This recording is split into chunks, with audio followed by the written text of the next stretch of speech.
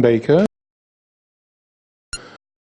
advisor to Israel's foreign negotiator of all the agreements between Israel and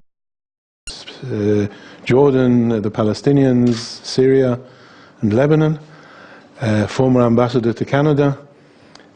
And now I am very honored to have attended an excellent conference. Ways of achieving peace between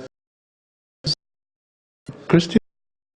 Of course, the alliance of Christianism and Islam will definitely bring peace, and this is what it is. Yes. And the other one, in Haiti, is conflict.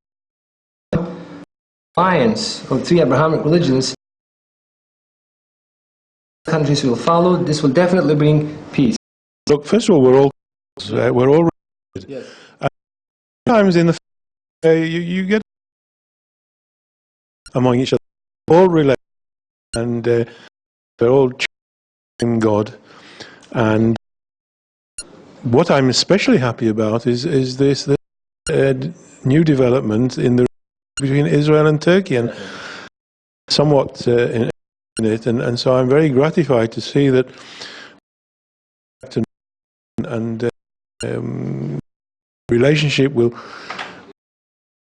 but it will be strengthened. Definitely, much more powerful, because our natural and love Israeli nation in is love. So with this alliance and independent countries join that, then the other countries, Russia, Kenya, it will be a very powerful unity, much better form of European Union, because European Union is not only economic union, much spiritual union, sure. And peace in the world. This is the, I think this is the element which is a link between all of us. Can very science all of us towards living peacefully and everything from everyone else. And I think this Turkey need each other from each other, and Egypt exactly the. So there's, if we put our minds to it, and if we bring in a bit of spirituality, I agree with you.